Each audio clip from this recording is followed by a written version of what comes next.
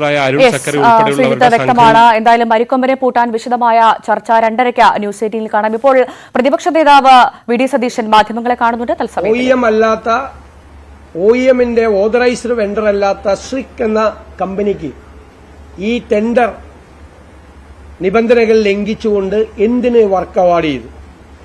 രണ്ടാമത്തെ കാര്യം, ടെൻഡറിൽ വളരെ വ്യക്തമായി പറയുന്നുണ്ട് കോർ ആക്ടിവിറ്റീസ് എല്ലാം, അതായത് data security, data integrity, configuration of the equipment, facility management തുടങ്ങിയ കാര്യങ്ങളിൽ ഒന്നും സബ് കോൺട്രാക്ട് നടത്താൻ പാടില്ല എന്ന് ടെൻഡർ ഡോക്യുമെന്റിൽ പറയുന്നു. ആ ടെൻഡർ ഡോക്യുമെന്റിലെ നിബന്ധനകൾ ലംഘിച്ചുകൊണ്ട് മുഴുവൻ കാര്യങ്ങളും, ഇത് ഏറ്റെടുത്ത കമ്പനി ഒന്നും ചെയ്തിട്ടില്ല, എല്ലാ കാര്യങ്ങളും സബ് കോൺട്രാക്ട് കൊടുക്കാനുണ്ടായ സാഹചര്യം എന്താണ്? മൂന്നാമത് 3 കമ്പനികളെയാണ് സെലക്ട് ചെയ്തത്. അതിൽ L1 വന്നത് സ്രിറ്റ് എന്നുള്ള കമ്പനിയാണ്. രണ്ടാമത് വന്ന കമ്പനി അശോക ബിൽകോൺ ലിമിറ്റഡ് പാലങ്ങളും റോഡുകളും ഉണ്ടാക്കുന്ന കൺസ്ട്രക്ഷൻ കമ്പനിയാണ്. അവരെങ്ങനെ ടെക്നിക്കലി ക്വാളിഫൈഡ് ആയി? എങ്ങനെ ടെക്നിക്കലി ക്വാളിഫൈഡ് ആയി? 3 കമ്പനികളുടെ കൂട്ടത്തിൽ മൂന്നാമത്തെ കമ്പനിയായ അക്ഷര എന്റർപ്രൈസസ്, ഈ ടെൻഡറിലെ നിബന്ധന 10 വർഷത്തെ തുടർച്ചയായ പരിചയം ഈ രംഗത്തുള്ളവർക്ക് മാത്രമേ ടെൻഡറിൽ പങ്കെടുക്കാൻ പറ്റുള്ളൂ എന്നാണ്. ഈ കമ്പനി ഉണ്ടാക്കിയത് 2017 ഈ കമ്പനി ഇൻകോർപ്പറേറ്റ് ചെയ്തത്. അപ്പൊ 10 വർഷത്തെ തുടർച്ചയായ പരിചയം വേണമെന്നുള്ള നിബന്ധന ലംഘിച്ച് 2017 ഇൻകോർപ്പറേറ്റ് ചെയ്ത കമ്പനിയെ എങ്ങനെ ടെക്നിക്കലി ക്വാളിഫൈഡ് ആക്കി? അപ്പൊ ഈ 3 കമ്പനികൾ സ്രിറ്റ് എന്നുള്ള കമ്പനിക്ക് ഇത് ലഭിക്കുന്നതിന് വേണ്ടി മറ്റ് 2 കമ്പനികളെ കൂടി ചേർത്തുണ്ടാക്കിയ കാർട്ടലാണോ എന്ന് പരിശോധിക്കണം. 2017 ഇൻകോർപ്പറേറ്റ് ചെയ്ത കമ്പനിയാണ്. പിന്നെ ഇത് ടെക്നിക്കലി ആൻഡ് ഫിനാൻഷ്യലി ക്വാളിഫൈഡ് ആയിരിക്കണമെന്നാണ് ഇതിന്റെ അകത്ത്. ഇപ്പൊ സ്രിറ്റ് എന്ന കമ്പനിക്ക് ഇത് നിർവഹിക്കാൻ അവർക്ക് സാമ്പത്തികമായ ശേഷിയില്ലാത്തതുകൊണ്ട് അവർ പുറത്തുപോയി ഇത് കിട്ടിയതിന് ശേഷം അവരൊരു കൺസോർഷ്യം ഉണ്ടാക്കുകയാണ്. അതിലാണ് പ്രസാഡിയോ എന്ന സ്ഥാപനവും മറ്റു ചില സ്ഥാപനങ്ങളുമായിട്ടും ഇവര് കരാർ വ്യവസ്ഥകൾക്ക് വിപരീതമായി സബ് കോൺട്രാക്ട് കൊടുക്കാൻ ഈ കമ്പനികളുമായി ഇവര് കൺസോർഷ്യം ഉണ്ടാക്കി. അത് നിബന്ധനകളുടെ ലംഘനമാണ്. ഏപ്രിൽ 12 മന്ത്രിസഭാ യോഗത്തിൽ കൊടുത്ത 10 പേജ് നോട്ടിൽ എന്തുകൊണ്ടാണ് ഈ കമ്പനികളുടെ മുഴുവൻ വിവരങ്ങളും ഒളിപ്പിച്ചു വെച്ചത്? മന്ത്രിസഭാംഗങ്ങൾ പോലും അറിയാതെ, കെൽട്രോണും ആ നോട്ട് കണ്ടാൽ കെൽട്രോണും സർക്കാരും മാത്രം നടത്തുന്ന ഏർപ്പാടാണ്. അവിടെ സ്രിക്കുമില്ല, പ്രസാദിയയില്ല, ഒരു കമ്പനിയില്ല. എന്തുകൊണ്ടാണ് അങ്ങനെ വന്നത്? മാത്രമല്ല, ഈ കരാർ ലഭിച്ച L1 ആയി വന്ന സ്രിറ്റ് എന്നുള്ള കമ്പനി പിന്നീട് കൺസോർഷ്യം ഉണ്ടാക്കിയപ്പോൾ, അതാണ് 5ാമത്തെ ചോദ്യം, കൺസോർഷ്യം ഉണ്ടാക്കിയപ്പോൾ ആ കൺസോർഷ്യത്തിൽ പറയുന്നത് എന്താ? കൺസോർഷ്യത്തിലെ മറ്റ് 2 കമ്പനികളുമാണ് ഇത് നടപ്പാക്കേണ്ടത്. സ്രിറ്റ് എന്നുള്ള കമ്പനിക്ക് 6% കമ്മീഷൻ, 9 കോടി രൂപ അവർക്ക് നോക്കുകൂലി കൊടുത്തുകൊണ്ട് മറ്റ് 2 കമ്പനികളാണ് വർക്ക് ചെയ്യുന്നത്. അപ്പൊ കരാറിൽ ഏർപ്പെട്ടത് ആരാണ്? കരാർ കിട്ടിയത് ആർക്കാണ്? കരാർ കിട്ടിയ കമ്പനിക്ക് സ്രിറ്റ് അവരല്ല ഈ ജോലി ചെയ്തത്. അവര് കംപ്ലീറ്റ് സബ് കോൺട്രാക്ട് കൊടുത്ത് വേറെ അവർക്ക് 9 കോടി രൂപ ലാഭം കമ്മീഷൻ കിട്ടി. അത് ഈ നിബന്ധനകളെ ലംഘിച്ചുകൊണ്ട് നടത്തിയ അഴിമതിയുടെ ഭാഗമാണ്. അതുപോലെ 2 കമ്പനികൾ, ഒന്ന് ടെക്നോ പാർക്കിലെ ഒരു കമ്പനി, 2 ഇൻഡസ്ട്രിയൽ പാർക്കിലെ മറ്റൊരു കമ്പനി, ടോയ്സും അതുപോലെ മീഡിയാട്രോണിക്സ്, ഈ 2 കമ്പനികൾ ഈ സ്രിക്കിന് ആവശ്യമായ ടെക്നിക്കൽ സപ്പോർട്ട് കൊടുക്കാം എന്ന് പറഞ്ഞ് 2 കത്തുകൾ എഴുതി കെൽട്രോണിന്. അതിന്റെ അർത്ഥം എന്താ? സ്രിറ്റ് എന്നുള്ള കമ്പനി ടെക്നിക്കലി ക്വാളിഫൈഡ് അല്ല എന്ന്. ടെക്നിക്കലി ക്വാളിഫൈഡ് അല്ലാത്ത ഈ കമ്പനിക്ക് എന്തുകൊണ്ട് കരാർ കൊടുത്തു എന്നുള്ളത് വീണ്ടും ഒരു ചോദ്യം ഉയരുകയാണ്. അതിന്റെ തെളിവുകളാണ്. ഇനി കെൽട്രോണിന്റെ ഈ ടെൻഡർ ഡോക്യുമെന്റ് പ്രകാരം തെരഞ്ഞെടുക്കപ്പെടുന്ന ആളുകൾ, കരാർ കിട്ടുന്ന ആളുകൾ 5 കൊല്ലത്തേക്കുള്ള കംപ്ലീറ്റ് സപ്പോർട്ട് ഇതിന് കൊടുക്കണം. ഇതിന്റെ നടത്തിപ്പ്, അതായത് ഇത് ഇൻസ്റ്റാൾ ചെയ്താൽ മാത്രം പോരാ, അതിന് ആനുവൽ മെയിൻ്റനൻസ് നടത്തണം, അതിന് വാറന്റി കൊടുക്കണം. ഇതൊക്കെ ഇത് നടത്തിക്കൊണ്ടുപോകേണ്ട ചുമതല എന്ന് പറയുന്നത് അതുകൂടി ഇൻക്ലൂഡറാണ് ഈ 151 കോടിയിൽ. പക്ഷേ അത് ടെൻഡർ ഡോക്യുമെന്റ് പ്രകാരം കരാർ ലഭിച്ച കമ്പനിയുടെ ഉത്തരവാദിത്തമായിരിക്കെ വേറൊരു 66 കോടി രൂപ ആനുവൽ മെയിൻ്റനൻസിന് വേണ്ടി മാറ്റിവെച്ചത് എന്തിനാണ്? അപ്പോ 151 കോടി രൂപയുടെ ടെൻഡർ കണ്ടീഷനിൽ ഈ മെയിന്റനൻസ് കൂടി ഉൾപ്പെട്ടിട്ടുണ്ട്. അപ്പൊ അത് ആ കമ്പനിക്ക് ലാഭം ഉണ്ടാക്കുകയാണ്. വീണ്ടും അവർക്ക് 151 കോടി രൂപ അത് കരാറെടുത്തവർക്ക് വീണ്ടും ലാഭം ഉണ്ടാക്കിക്കൊണ്ട് വീണ്ടും മറ്റൊരു 66 കോടി രൂപ കെൽട്രോൺ അതിനുവേണ്ടി മാറ്റിവെച്ചിരിക്കുകയാണ്. അപ്പൊ അത്ര വലിയ കൊള്ളയാണ് ഇതിനകത്ത് നടന്നിരിക്കുന്നത്. ഇനി ഇന്നലെ മന്ത്രി ശ്രീ പി രാജീവ് വന്ന് വ്യവസായ സെക്രട്ടറി അന്വേഷണം നടത്തുമെന്ന് പറഞ്ഞു. സ്വന്തം ഇടതുവശത്ത് വ്യവസായ വകുപ്പിന്റെ പ്രിൻസിപ്പൽ സെക്രട്ടറിയെ ഇരുത്തിക്കൊണ്ടാണ് അദ്ദേഹം അന്വേഷണം നടത്തുമെന്ന് പറഞ്ഞത്. അന്വേഷണം നടത്തുമെന്ന് പറയുമ്പോൾ തന്നെ മന്ത്രി ഈ ഇടപാടുകളെ മുഴുവൻ ന്യായീകരിക്കുകയാണ്.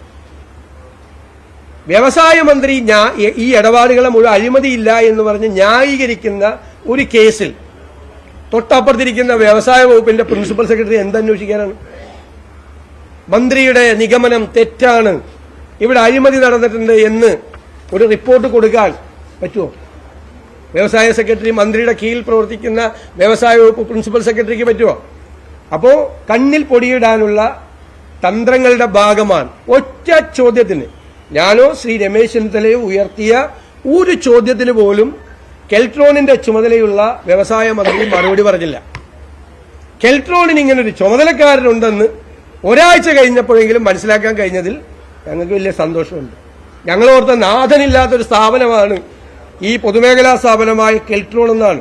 കെൽട്രോണിനെതിരായി രൂക്ഷമായ ആരോപണങ്ങൾ ആധികാരികമായി ഉന്നയിച്ചിട്ടും ഒരാളും, മന്ത്രിമാരിൽ ഒരാളും, ഒരു മന്ത്രി, ഏത് മന്ത്രിയുടെ വകുപ്പിലാണെന്ന് ഞങ്ങൾ അന്വേഷിച്ചുകൊണ്ടിരിക്കുകയാണ്. ഒരാഴ്ച കഴിഞ്ഞപ്പോൾ വ്യവസായ മന്ത്രി പ്രത്യക്ഷപ്പെട്ട വലിയ സന്തോഷമുണ്ട്. എന്നിട്ട് ഒരു വാചകം കൂടി പറഞ്ഞു, കെൽട്രോണിനെ നശിപ്പിക്കാൻ വേണ്ടി ശ്രമിക്കുകയാണ് ചില. അപ്പൊ ഒരു കാര്യം പറയാം, ഞാൻ കഴിഞ്ഞ ദിവസം പറഞ്ഞല്ലോ, ഇത് കുറെ കറക്ക് കമ്പനികളാണ് എല്ലാവരും. ഞാൻ ഊരാളുങ്കലിനെ കുറിച്ച് പറഞ്ഞപ്പോൾ ഊരാളുങ്കൽ നിഷേധിച്ചു. അപ്പൊ സ്ട്രിക്റ്റും ഊരാളുങ്കലും കൂടി അവിടെ കമ്പനി ഉണ്ടാക്കിയിട്ടുണ്ടായിരുന്നു. ഇപ്പോ ഈ ടെക്നോ പാർക്കിൽ നിന്ന് ടെക്നിക്കൽ സപ്പോർട്ട് കൊടുക്കാമെന്ന് പറഞ്ഞ ട്രോയ്സ് കമ്പനി, അതിന്റെ ഡയറക്ടറെ നോക്കിയപ്പോൾ അദ്ദേഹം ഊരാളുങ്കൽ സ്ട്രിക്റ്റ് കമ്പനിയുടെ വേറെ ഡയറക്ടറാണ്. രണ്ടാം സ്ഥാനത്ത് വന്ന കമ്പനി സ്ട്രിക്റ്റിന്റെ സബ് കോൺട്രാക്ട് എടുക്കുന്ന കമ്പനിയാണ്. എല്ലാം ഒരു സംഘമാണ്. ഒരു പുതിയ കാര്യം കൂടി പറഞ്ഞുതരാം. ഈ കാലഘട്ടത്തിൽ കെൽട്രോണിന്റെ MD ആയിരുന്ന ശ്രീമതി ഹേമലത 2021 അവർ പോയി. ഇതെല്ലാം തീർത്തിട്ടാണ് പോയത്. അവർ നേരെ പോയത് എങ്ങോട്ടാ? ഊരാളുങ്കലിന്റെ ടെക്നോളജി സൊല്യൂഷന്റെ വൈസ് പ്രസിഡന്റായിട്ട്. ഞാൻ ഇന്നലെ പറഞ്ഞതാണ്, എല്ലാ പാതകളും അവസാനിക്കുന്നത് ഒരു പെട്ടിയിലാണ്. എല്ലാ വഴിയും അവസാനിക്കുന്നത് ഒരു പെട്ടിയിലാണ്. ഒറ്റ പെട്ടിയാണ്. അവരാണ് അതിന്റെ MD. അവർ 21 അവരവിടെ നിന്ന് ഒരു ആരോപണം വന്നതിന് ശേഷം, ഒരു ക്വസ്റ്റ്യൻ പേപ്പറിന്റെ ആരോപണം വന്നതിനെ തുടർന്ന് അവരവിടെ നിന്ന് മാറ്റിയിട്ട് അവർ നേരെ പോയത് ഊരാളുങ്കലിന്റെ ടെക്നോളജി സൊല്യൂഷന്റെ വൈസ് പ്രസിഡന്റായിട്ട് ഇപ്പോൾ അവിടെ ഉണ്ട്. അതാണ് ഞാൻ പറഞ്ഞത്, ഒരേ ആളുകളാണ് ഇതെല്ലാം.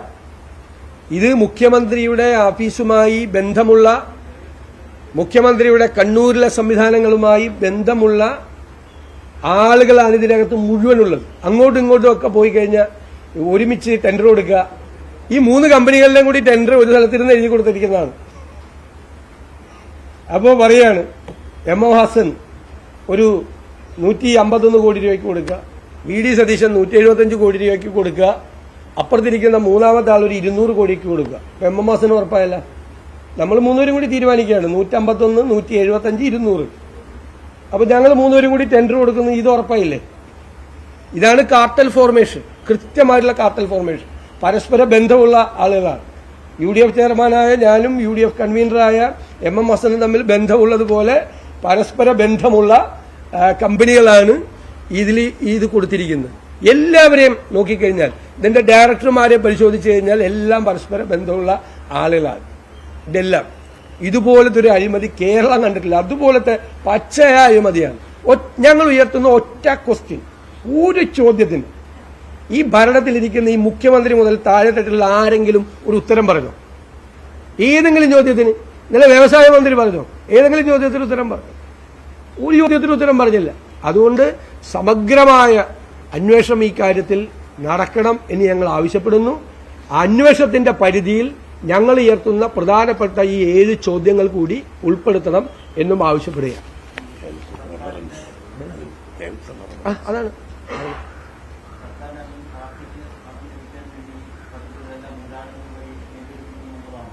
അല്ല, അത് നമ്മൾ അന്വേഷിച്ച് അവസാനം എത്തുമ്പോൾ ഈ പണത്തിന്റെ എല്ലാം പാർക്കിംഗ് സ്പേസ് എവിടെയാണെന്ന് അന്വേഷണം നടത്തിയാൽ കണ്ടെത്തും. ഈ പണത്തിന്റെ മുഴുവൻ പാർക്കിംഗ് സ്പേസ് എവിടെയാണ് എന്ന് കണ്ടെത്തും. ഇതിൽ വലിയ പണം ഇടപാടുകൾ നടക്കുകയാണ്, മനസ്സിലായേ? മണി ലോണ്ടറിങ് നടക്കുകയാണ്. ഇതിന്റെ അകത്ത് അതിഭയങ്കരമായ മണി ലോണ്ടറിങ് നടക്കുകയാണ്. കാരണം ഈ തുകയെല്ലാം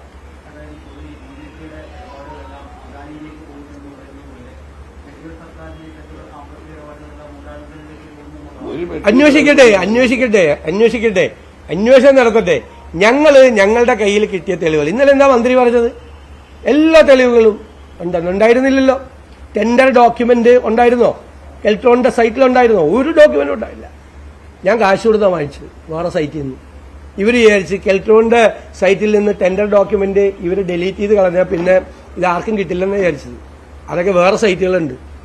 കാശ് കൊടുത്ത് ഞാൻ വാങ്ങിച്ചതാണ് ടെൻഡർ ഡോക്യുമെന്റ്. ഇന്നലെ പുറത്തുവിട്ട ഡോക്യുമെന്റ് വേറെ സൈറ്റിൽ നിന്ന്. എല്ലാ സാധനവും ഉണ്ട്. ഇപ്പോൾ എല്ലാ സാധനവും നമ്മുടെ കയ്യിലുണ്ട്. ഇപ്പോൾ ഇനി വേണമെങ്കിൽ NIC കൊണ്ട് എല്ലാം, അത് ഞങ്ങളിത് ഇന്നലെ പുറത്തുവിട്ട് കഴിഞ്ഞപ്പോഴാണ് അല്ലേ. അതുവരെ ഇവർ ഈ മാധ്യമങ്ങൾക്ക് കിട്ടാതെ, പ്രതിപക്ഷത്തിന് കിട്ടാതെ ഇതെല്ലാം അതിൽ നിന്ന് ഒഴിവാക്കിയിരിക്കുകയായിരുന്നു. ഇപ്പൊ കണ്ടില്ലേ, പ്രസാദിയ കമ്പനിയുടെ ആളുകളെ കാണാനില്ല സൈറ്റിൽ നിന്ന്. നിങ്ങൾ അന്വേഷിക്കുക, എന്താ അപ്രത്യക്ഷരാകുന്നത് ഇവര്? അങ്ങനെ പബ്ലിക് ഡൊമൈനിൽ വരാൻ ഭയമുള്ള ആളുകളാണോ ഇവര്? ബിസിനസ്സുകാരല്ലേ?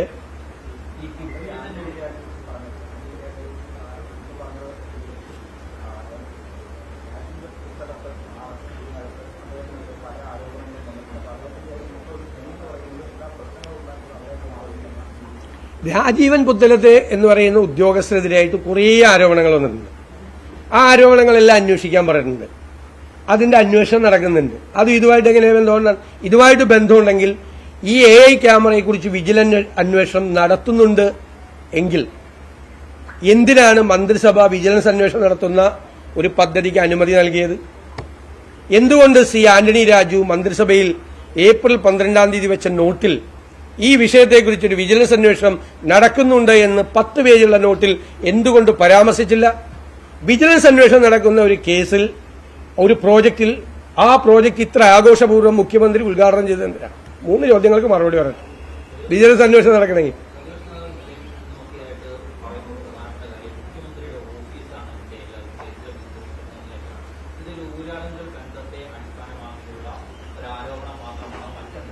ഊരാളുങ്കൽ ഉൾപ്പെടെയുള്ള ബന്ധങ്ങളാണ്.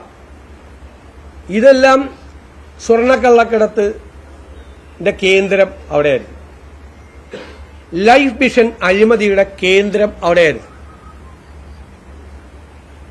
ഈ പറയുന്ന ഈ അഴിമതി ക്യാമറയുടെ, കാരണം ആർട്ടിഫിഷ്യൽ ഇന്റലിജൻസ് ഒന്നും ഞങ്ങൾ പറയുന്നില്ല, ആർട്ടിഫിഷ്യൽ ഇന്റലിജൻസ് ഒന്നും ഇല്ല പറയുന്നത്. അതുകൊണ്ട് അഴിമതി ക്യാമറ എന്നാക്കി പേര്. അഴിമതി ക്യാമറയിലെ കേസിലും അത് മുഖ്യമന്ത്രിയുടെ ഓഫീസ് തന്നെയാണ് കേന്ദ്രം. എല്ലാത്തിന്റെയും പ്രഭവ കേന്ദ്രം മുഖ്യമന്ത്രിയുടെ ഓഫീസാണ്. ഈ ബസ് കൊണ്ടുവരാൻ പോയത് അന്നത്തെ കാലത്ത് പ്രതിപക്ഷം ഉന്നയിച്ചത് അത് മുഖ്യമന്ത്രിയുടെ ഓഫീസായിരുന്നു. മുഖ്യമന്ത്രിയുടെ ഓഫീസ് 1-ാം പിണറായി സർക്കാരിന്റെ കാലത്ത് അഴിമതിയുടെ കൂത്തരങ്ങായിരുന്നു. എത്ര വൈകി വെച്ചാലും സത്യം പുറത്തു വരും, എത്ര മൂടി വെച്ചാലും. അതാണിപ്പോ പുറത്തു വന്നുകൊണ്ടിരിക്കുന്നത്. UDFന് ഒരു കാര്യം കൂടി സന്തോഷം പങ്കുവയ്ക്കാനുണ്ട്.